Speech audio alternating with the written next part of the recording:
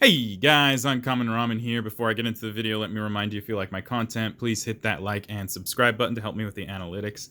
Also, if you want to be notified as it hits the web, hit the bell icon so you can be notified when new content posts. And then finally, if you feel the need to support me, hit me up on my Patreon at patreon.com/uncommonramen, capital U, capital R. I do all of this in my free time, so any amount of help can help. Any amount of support can help me bring more of this content to you more often. All right, without further ado, we are going to be taking a look at Lathril, Blade of the Elves. This was a precon that I upgraded some months ago. I disassembled nearly all of my precons. I left 6 of them together. I've done a couple of videos for those already. My Anawan Rogue Tribal deck, my Yidris Wheels deck, and my Savine flashback deck, as well as Gavi. Now that I mention it, Gavi cycling deck, all were upgraded precons. So now we're going to take a look at Lathril, Blade of the Elves, which is going to be a black-green Elfball deck. All right, so starting with Lathril.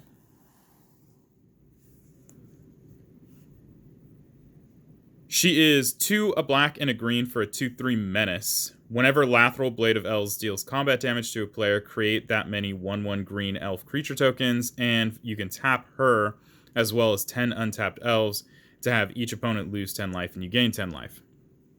So essentially we want to flood the board with elves and then use her ability to just kind of drain everybody. Yeah, so we're just going to jump in. Next, we're going to take a look at creatures. And it's a tribal deck, so there's mostly creatures.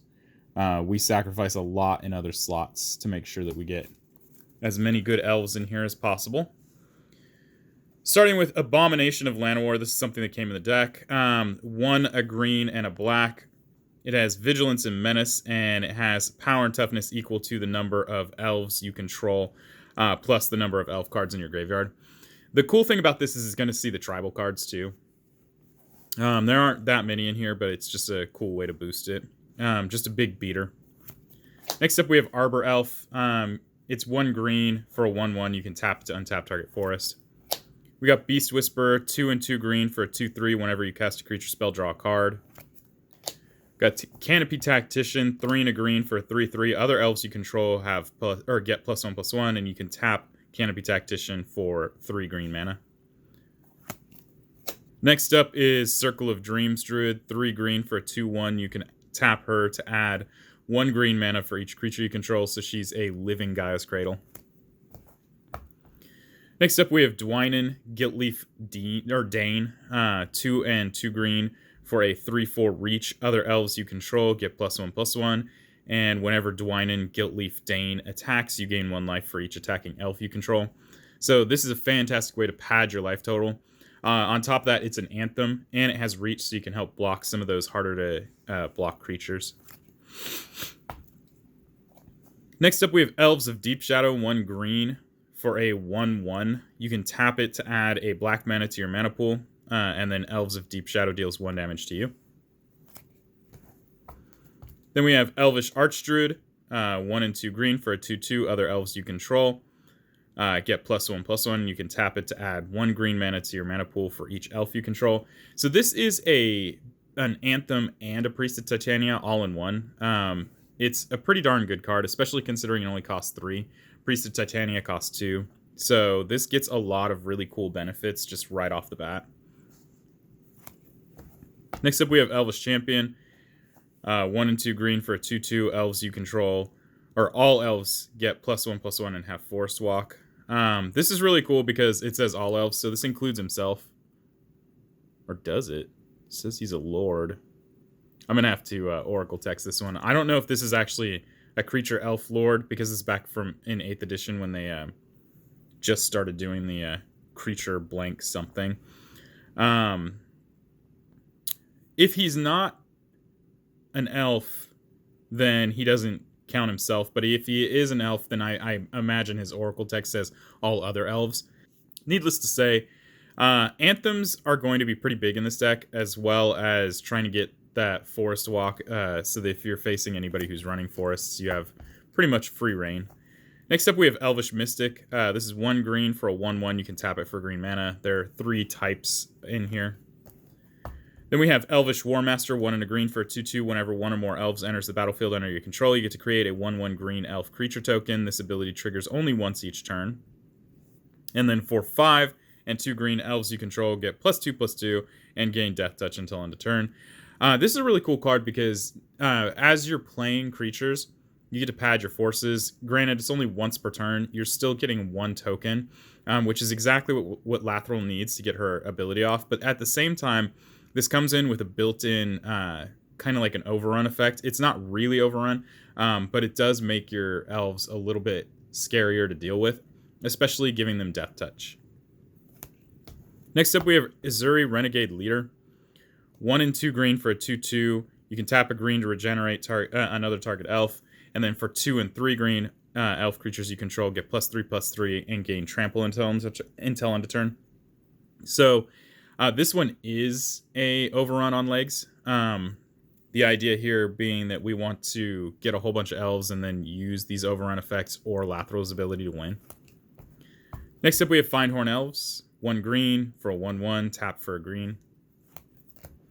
We got Gala Greeters. 1 and a green for a 1/1. Alliance, whenever another creature enters the battlefield under your control, you get to choose one that hasn't been chosen this turn. Either put a +1/+1 counter on Gala Greeters, create a tapped treasure token, or gain 2 life. This is just a really cool card in any real tribal deck, because the idea here is you're going to be playing creatures at least once a turn, and so this allows you to get some extra benefits just from doing so, and these benefits are actually really good. Next up, we have Harald, King of Skemfar. 1 a black and a green for a 3/2 menace. When Harald, King of Skemfar, enters the battlefield, look at the top 5 cards of your library. You may reveal an Elf Warrior or Tyvar card from among them and put them into your hand. Put the rest on the bottom of your library in a random order. So it's kind of like a tutor, but not really. Next up, we have Immaculate Magistrate. 3 and a green for a 2/2. You can tap her to put a +1/+1 counter on target creature for each elf you control. This can get out of hand really, really quickly. Not to mention, you can do this to your commander who has Menace, and every time she attacks in and connects, she creates a whole bunch of 1/1 green warrior elf creature tokens. So it forces your opponents to figure out how to block her. And then by giving her trample, you're still going to manage to create some tokens. So it's just a really cool combo. Next up, we have Imperious Perfect. Imperious Perfect. 2 and a green for a 2/2. Other elves you control get +1/+1. And for 1 green and tapping her, you can create a 1/1 green elf warrior creature token. So again, just creating those tokens and having the anthem effect. Next, we have Jaheira, Friend of the Forest. 2 and a green for a 2/3. Tokens you control have tapped to add a green mana. And you can choose a background, which we obviously aren't doing here. This is really cool for 2 reasons. First off, we have a ton of elf warrior creature tokens that are going to be floating around, which means those elf warrior tokens can do something more than just turn sideways for damage. You can turn them sideways for mana at this point. The other part of this is that it actually affects treasure tokens as well. And that means that you don't have to tap and sacrifice your treasure for any colored mana. You can actually tap it just for green mana and keep it in play. And if you ever do need the black mana, you can at some point in time tap and sack it. But it just gives the treasure tokens an extra functionality that makes them a little bit more sticky. Next up, we have Llanowar Elves, the OG. 1 green for 1/1, tap for green. Then we have Llanowar Tribe. This is the big version of Llanowar Elves. 3 green for a 3/3, tap for 3. Then we have Lissalana Huntmaster, 2 and 2 green. Whenever you cast an elf spell, you may create a 1/1 green elf creature token, and it is 3/3. This is, again, really cool because we can see our tribal elf spells as well with this. Then we have Marin the Nurturer. 2 and a green for a 1/1 whenever an elf enters the battlefield under your control, put a +1/+1 counter on Marin the Nurturer, and you can tap her to add 1 green mana equal to her power. This is really cool because early game, it's a mana dork. Late game, it can be a really big creature or a really big mana dork. Just in general, very good card. Next up, we have Miara, Thorn of the Glade. 1 and a black for a 1/2. Whenever Miara, Thorn of the Glade, or another elf you control dies, you may pay 1 and 1 life. If you do, draw a card. Another great way to draw cards. We got Null Mage Shepherd. 3 and a green for a 2/4. You can tap 4 untapped creatures you control to destroy target artifact or enchantment. This is just a really consistent way of getting rid of artifacts and enchantments. Next up, we have Poison Tip Archer, 2 a black and a green. It's a 2/3 with Reach and Death Touch. Whenever another creature dies, each opponent loses 1 life. Again, this is fantastic in here because we're going to see a lot of our creatures dying. Not to mention, if we, multi-block, we're going to see a lot of their creatures dying too. And this will just trigger on all of that. Good way to get incidental damage. Next up, we have Priest of Titania. Priest of Titania is 1 and a green for a 1/1. You can tap her to add 1 green mana to your mana pool for each elf you have. Again, super good. We're putting a ton of elves in play, so this sees all of that. Next up, we have Realm Walker, the 1 non-elf in here, I guess besides that Lord. 2 and a green for a 2/3 changeling. As Realm Walker enters the battlefield, choose a creature type. You may look at the top card of your library at any time, and you may cast creature spells of the chosen type from the top of your library. So Realm Walker is and isn't an elf. Because he has changeling, he's everything. As he's entering, he's a shapeshifter. When he ETBs, he's now a changeling, so he's going to become an elf, which means all your elves are going to see it. You're going to choose elf, which is great. Because you can look at the top card of your library at any point in time, and if it's an elf, you get to play it. And that's just a super icing on the cake type of ability. Then we have Reclamation Sage, 2 and a green for 2/1. Whenever Reclamation Sage enters the battlefield, you may destroy target artifact or enchantment. A less consistent way of destroying artifacts or enchantments, but a great way to do so nonetheless. Next, we have Risk the Exiled. 2 and a green for a 3/2. When Risk the Exiled attacks, you may gain 1 life for each elf you control, and then you can tap 1 black and sacrifice an elf to regenerate Risk the Exiled. With Poison Tip Archer, sacrificing an elf is going to deal 1 damage to each of your opponents. Not to mention, his own ability lets you gain a whole bunch of life, so we're padding our life total multiple ways here. Next up, we have Ruthless Winnower, 3 and 2 black for a 4/4 at the beginning of each player's upkeep. That player sacrifices a non-elf creature. So this is, Butcher of Malachor, except for elves. And it's super good when you're not facing mirror matches. Next up, we have Shaman of the Pack, 1 a green and black. 3/2. When Shaman of the Pack enters the battlefield, target opponent loses life equal to the number of elves you control. This can end a game for someone. Also, it's just a huge detriment to whoever gets targeted by it.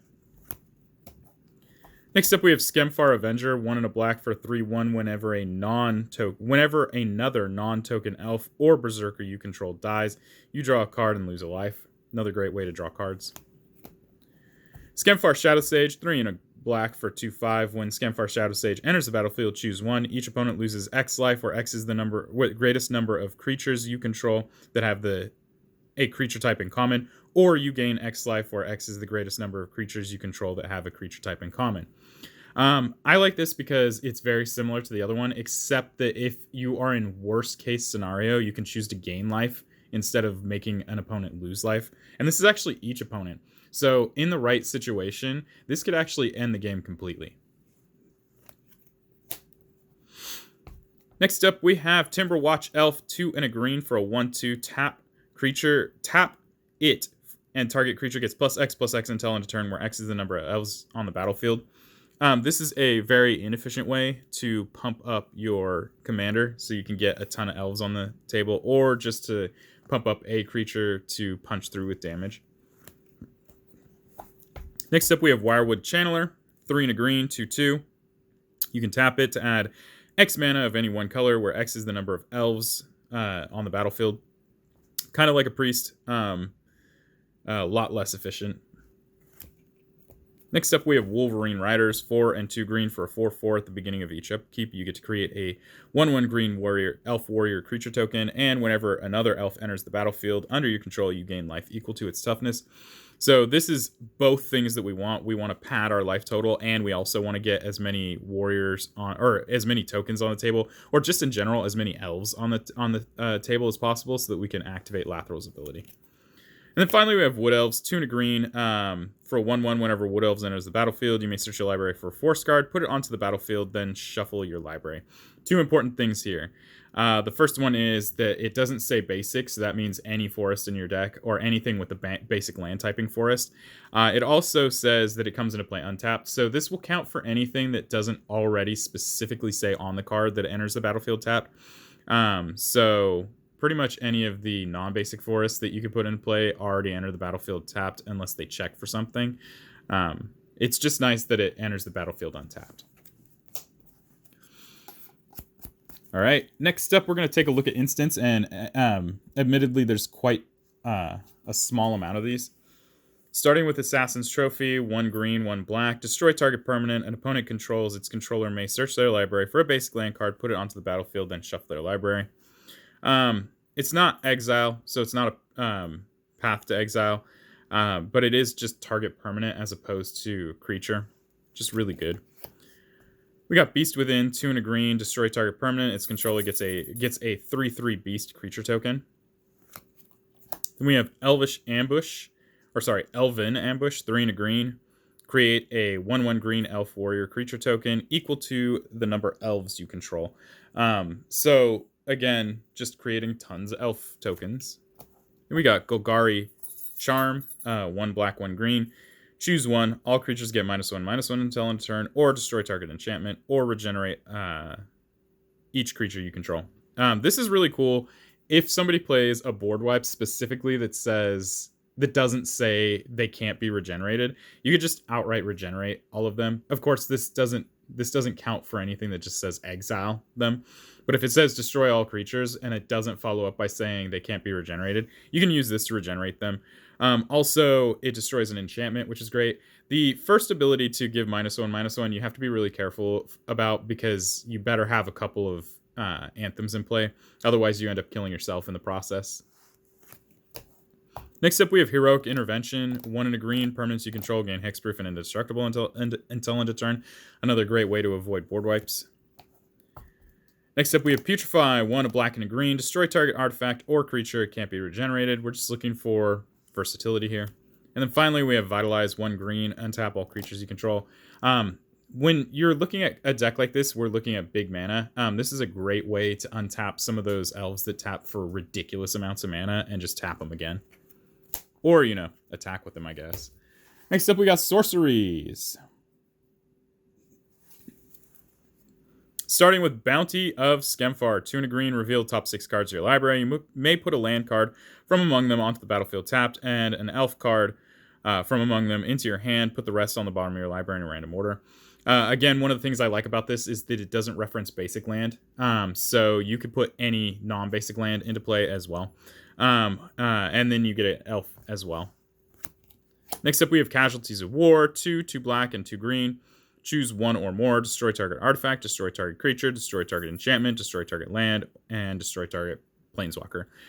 This is really cool because it's extremely versatile. In best case, you hit everything, and it probably will shake up the board a little bit. Next up, we got Elvish Promenade. This is 3 and a green. Create a 1/1 green elf creature token for each elf you control. So it's basically the same thing as the Elven Ambush, except it's not instant, but it is a tribal sorcery, so certain cards will see that. Next up, we have Eyeblight Massacre, 2 and 2 black. Non-elf creatures get -2/-2 until end of turn. This is a soft board wipe. It's very cool. Then we got Harvest Season, 2 and a green. Search your library for up to X basic land cards, where X is the number of tapped creatures you control, and put those cards onto the battlefield tapped, then shuffle your library. We are going to be tapping our cards left and right, either by attacking or using Lathril's ability, or tapping for mana, so on and so forth. So this is going to see some pretty big numbers usually. Next up, we have Pact of the Serpent. This is 1 and 2 black. Choose a creature type. Target player draws X cards and loses X life, where X is the number of creatures they control of the chosen type. This is a great way to draw a bunch of cards. You could lose a lot of life. This is also a great way to shut out a game if somebody else is playing tribal and they're at low life. You can choose their creature type and kind of kill them before they draw their cards. Next up, we have Return Upon the Tide. This is 4 and a black. Return target creature card from your graveyard to the battlefield. If it's an elf, create 2 elf warrior, 1/1 green elf warrior creature tokens, and you can foretell it for 3 and a black. This is cool because not only are we going to reanimate an elf that died, but we're going to get 2 tokens as well, which I think is super good. And then finally we have Shamanic Revelation. Draw a card for, 3 and 2 green. Draw a card for each creature you control, and it has Ferocious. You gain 4 life for each creature you control with power 4 or greater. You might not get to proc that unless you have a bunch of anthems in play, but at least you get to draw a card for each creature you control. Next is artifacts. There's very few of these as well. We have Arcane Signet. Cost 2. You can tap it for your color identity. We got Serpent Soul Jar, 2 and a black. Whenever an elf creature or an elf you control dies, exile it. You can tap the jar and pay 2 life. Until end of turn, you may cast a creature spell from among cards exiled with Serpent Soul Jar, which is so good. This is another fantastic way to reanimate some of those really important elves. Next up, we have Skull Clamp. 1 to equip. 1 to cast, 1 to equip. Equip creature gets +1/-1, and whenever equip creature dies, you get to draw 2 cards. We're playing a token deck, and their main their base power and toughness is 1/1, which means that as soon as you equip it, it's going to kill it and let you draw 2 cards. So this is an incredible way to draw a bunch of cards. Next up, Soul Ring costs 1. You can tap it for 2. Next up, Swiftfoot Boots costs 2. You can equip it for 1. Equip creature has hexproof and haste. And then finally, we have Throne of the God Pharaoh. Costs 2 at the beginning of your end step. Each opponent loses life equal to the number of tapped creatures you control. So we don't even have to do combat damage if we don't want to. We could sit and turtle up and use things like the Throne or Lathril's ability to just outright outpace our opponents. Next up, we're going to look at enchantments. Starting with Binding of the Old Gods, 2 a green and a black. This is a saga. Chapter 1 says destroy target non-land permanent an opponent controls. Chapter 2 says search your library for a forest card, put it onto the battlefield tap, then shuffle your library. And again, it does not say basic. And Chapter 3 says creatures you control gain death touch until end of turn. Just a very, very useful card. More importantly, on Chapter 3, you could potentially swing in for quite a bit of damage, and if you do not, you're actually going to be taking out quite a few of your opponent's creatures in the process. Alright, next up we have Crown of Skemfar, 2 and 2 green. Enchant creature. Enchanted creature gets +1/+1 for each elf you control, and has reach. For 2 and a green, you can return it from your graveyard to your hand. Just really useful in this deck. Next up we have Elderfang Venom, 2 a black and a green. Attacking elves you control have death touch. Whenever an elf you control dies, each opponent loses a life and you gain a life. So we're padding, we're doing incidental damage, just super good. Gives death touch, can't argue. Next up we have Guardian Project. This is 3 and a green. Whenever a non-token creature enters the battlefield under your control, if it doesn't have the same name as another creature you control or a creature card in your graveyard, you get to draw a card. Playing Commander format, Singleton, most of the time you're going to be drawing a card. We got Moldervine Reclamation, 3 a black and a green. Whenever a creature you control dies, you gain a life and draw a card. Another way to pad your life total and draw cards on top of it. And finally, we got Pride of the Perfect, 3 and a black. Elves you control get +2/+0. It's a attack-oriented anthem, and it really does put the pressure. Oh, I have one more. Sorry. Finally, we have Prowess of the Fair. 1 and a black. Whenever another non-token elf is put into a graveyard from the battlefield, you may pay 1, or you may create a 1/1 green elf creature warrior token. So anytime your non-token elves die, they get replaced by a token elf, which is super good with Lathril because we want to keep the same number of elves in play as long as possible. Lastly, we're going to look at a Planeswalker. The only Planeswalker in here is Tyvar Kell, 2 and 2 green. He starts with 3 loyalty. He has a static ability. Elves you control have tapped to add a black mana. For +1, you get to put a +1/+1 counter on up to 1 target elf, untap it, it gains Death Touch until end of turn. And then for 0, you get to create a 1/1 green elf warrior creature token. And then for -6, you get an emblem. Whenever you cast an elf spell, it gains haste until end of turn, and you draw 2 cards. So there's a lot of really great things going on here. The passive allows elves to tap for black, not just green. Super good. The +1 gives +1/+1 counter and Death Touch, which means that if you tapped it for mana, you can untap it and now tap it to attack, or, tap it for mana again. Doesn't matter. Its 0 is playing right into what we need, creating elf warrior tokens. And then it's -6, the emblem. It gives elves haste upon entering, and it lets you draw 2 cards. There's literally no downside to that. And it only takes 6 to do that, so as long as you protect Tyvar pretty well, you can pretty much do that really quickly. All right, lastly, or not lastly, but second to last, we're going to take a look at non-basic lands. Starting with Castle Garenbrig. It enters the battlefield tapped unless you control a forest. You can tap it for green, or you can tap 2 and 2 green and it to create 6 green mana, and that you can only spend on creature spells or activate creature abilities. This is really good in here because we turn 4 mana into 6 mana for creatures, and I guess technically it's 5 mana into 6 mana for creatures, but it still gives us that extra oomph. All right, we got Command Tower. You can tap it for your commander's color identity. Got Deathcap Glade, check land for blue or black-green. We got Golgari Rot Farm. This is a bounce land for black-green. Got Llanowar Wastes. This is a pain land for black-green. Got Myriad Landscape. Comes into play taps for colorless. You can tap 2 and it to sacrifice it.